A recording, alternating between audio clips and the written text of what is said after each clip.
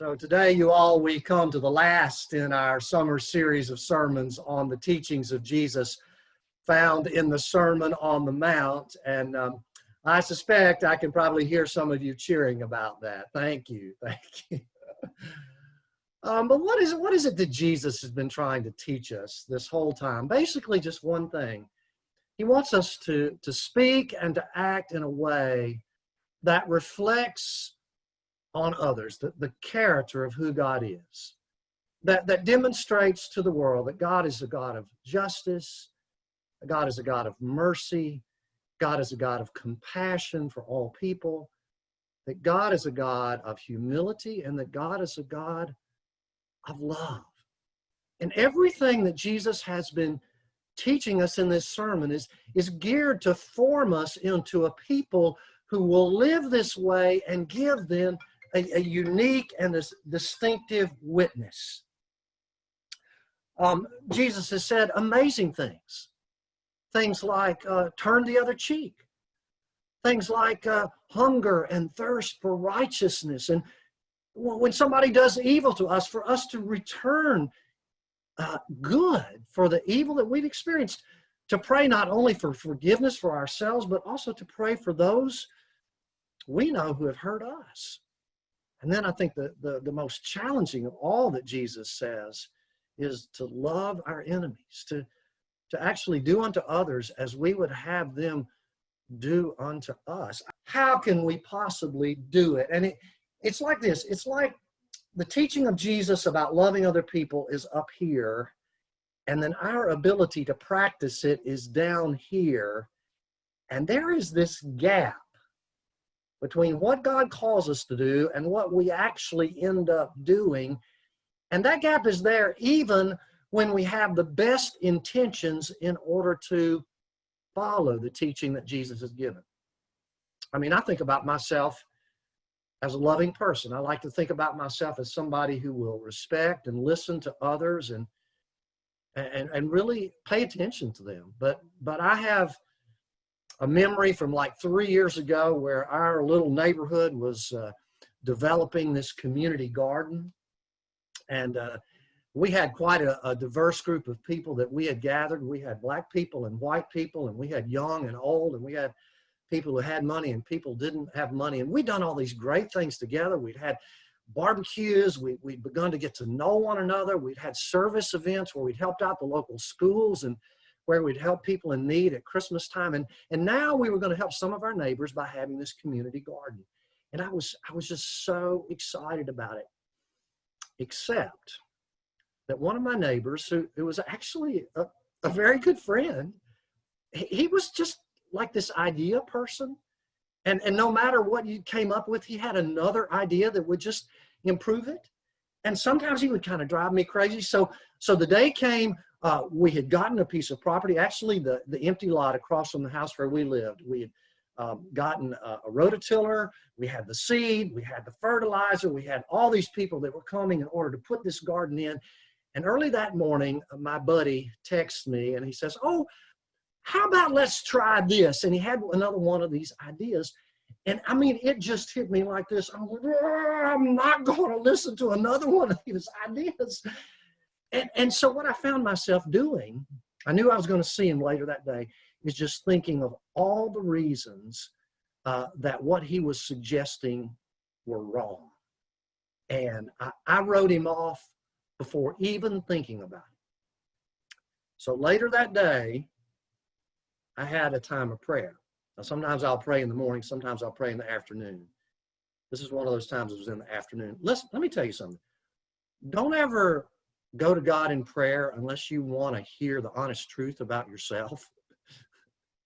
I started praying and I said, "God, this neighbor's just driving me crazy." And I was sort of going on like that. And all of a sudden, I don't know if you've ever had this experience, but I felt kind of in my gut.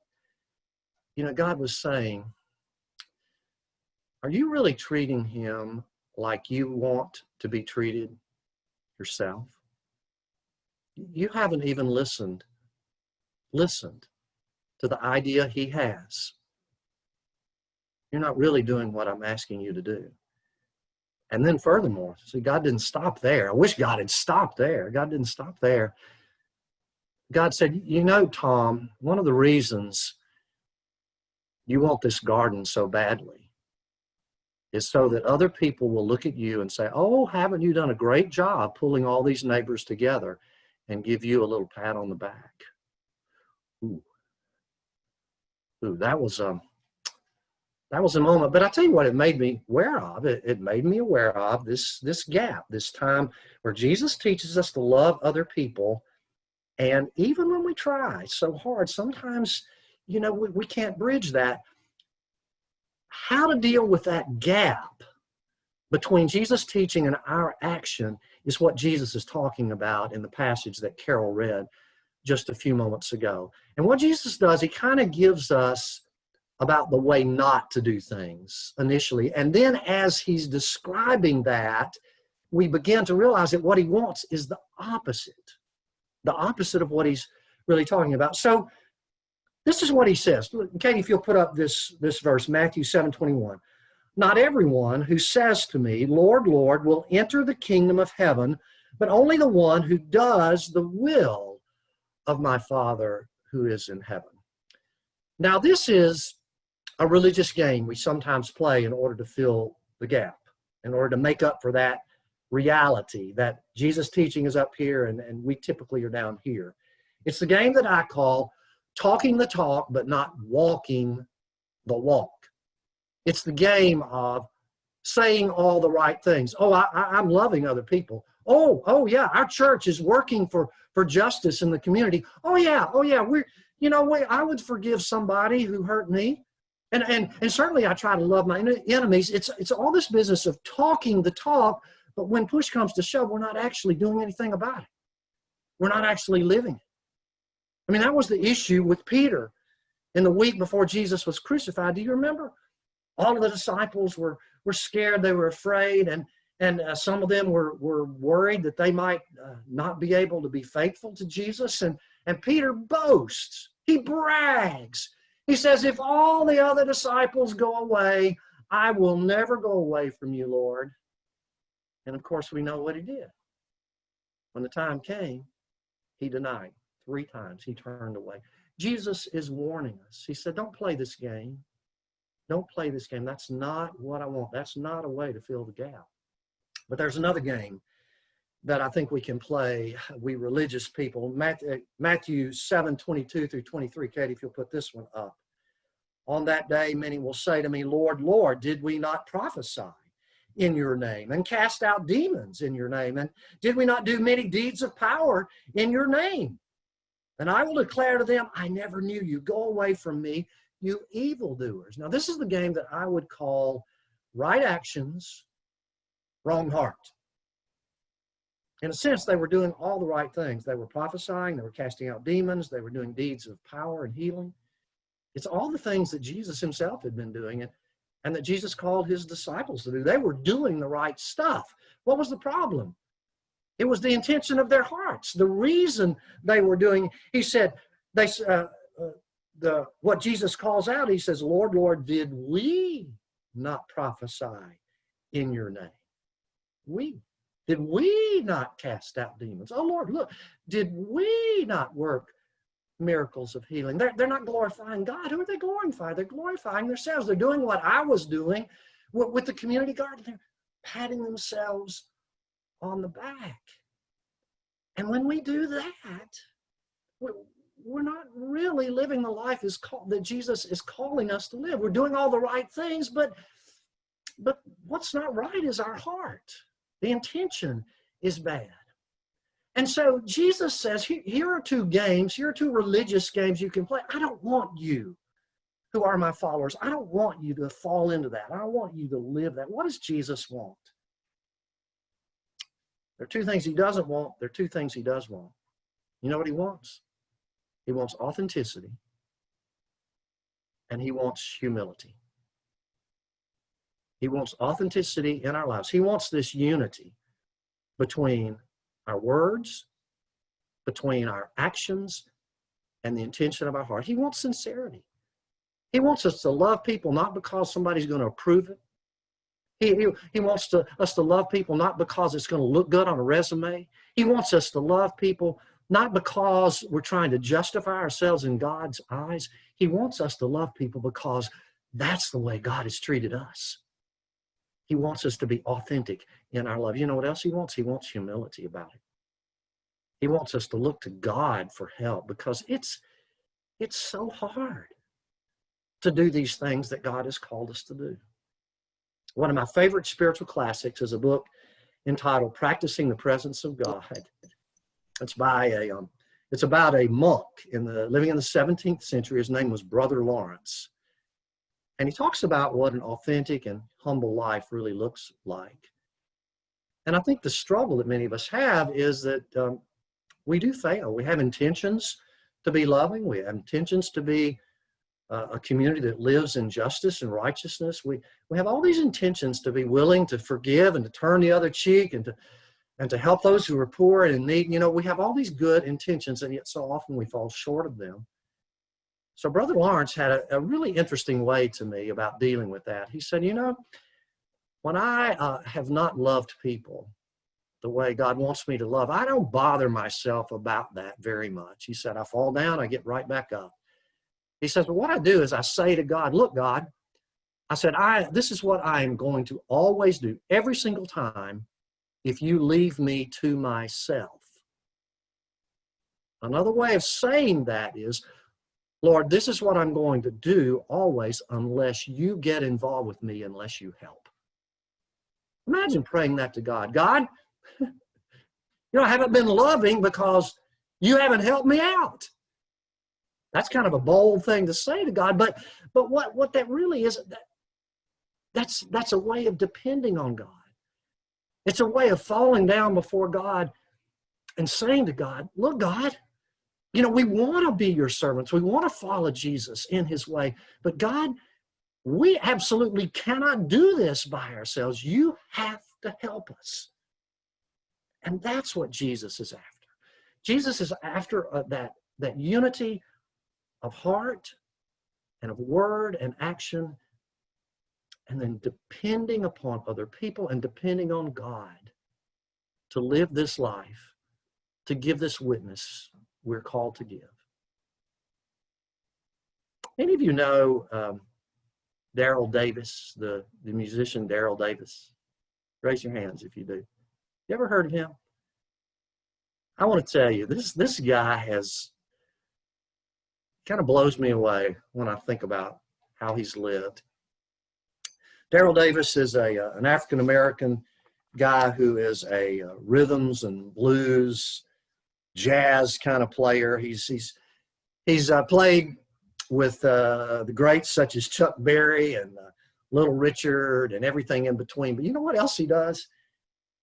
He has in his life a goal of collecting the robes of KKK members who've given up their participation in the Klan because of his friendship with them. Did you hear that? That's right. He collects robes of people from the KKK who've given up their life in the Klan because of his friendship with them. A few years ago, he was playing in a bar. There was this white guy that came up to him, and they started talking about Jerry Lee Lewis. They found they had a lot in common. They were excited about the same things. They sat down and had a beer together. After a few minutes, the white guy said to him, you know, I have never sat down like this with a black person.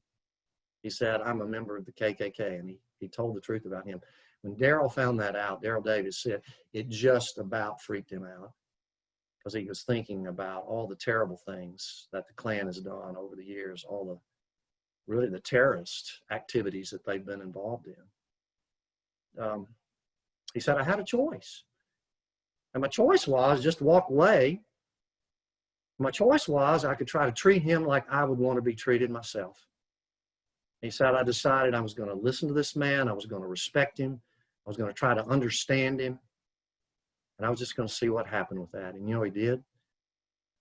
Over the time, those guys became friends. Darrell would have the KKK Klansmen in his house. He went to the Klansman's house. The Klansman began taking Darrell with him to some of the Klan rallies. I just can't imagine how difficult that must have been for this man to be there at a Klan rally, a rally where they're burning the cross and spewing hate, as white nationalist groups can often do. And he did. He participated. Well, this guy rose in the ranks of the KKK. He actually became, over time, he actually became an imperial wizard. His name was Robert Kelly. And after knowing Darrell Davis for a few years, here's what happened. He came to Davis one day and he said, "You've changed my mind.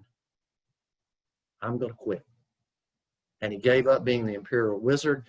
He gave up, he closed down the chapter of the KKK that he himself had started, and he changed his life because of the friendship of this man. Now, this has happened not just once, this has happened time and time again. Some people estimate more than 200 individuals have left the Klan because of friendship with this black man.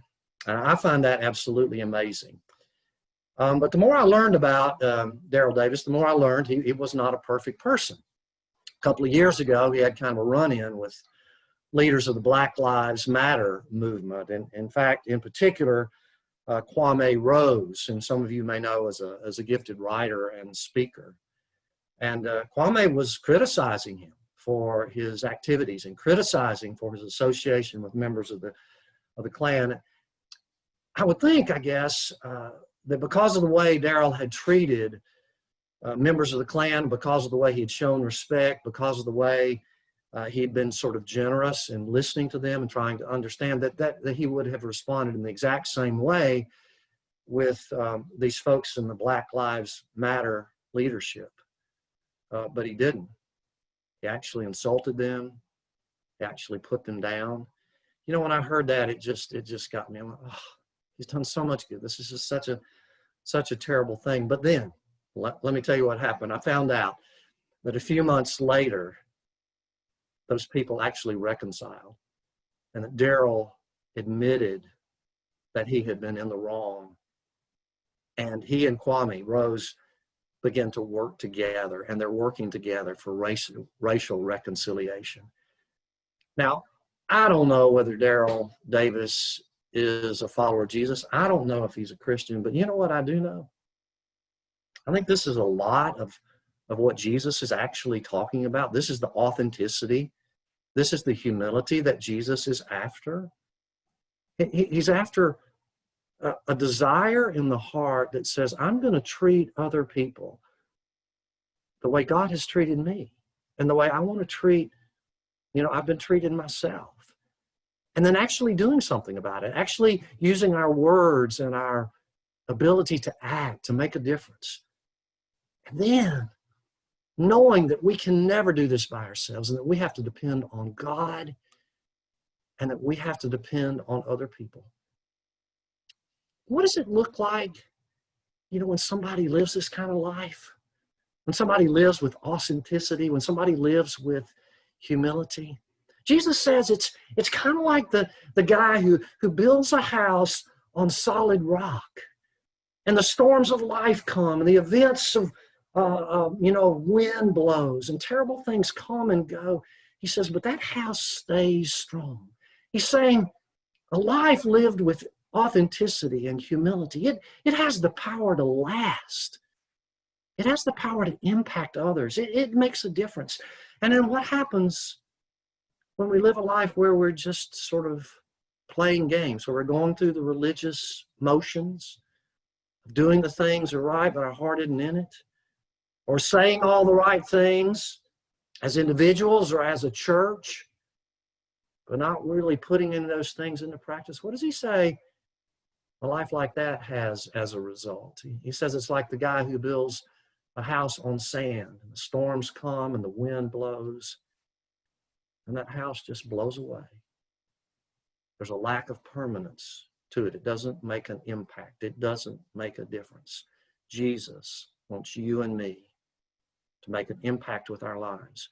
Jesus calls this church to make an impact for God with our lives by living the distinctive way of Jesus Christ. And the only thing we have to decide is, will we truly desire to live authentically as Jesus wants us to? And will we get on our knees and ask God to give us the strength and the courage and the hope and the power to actually do it?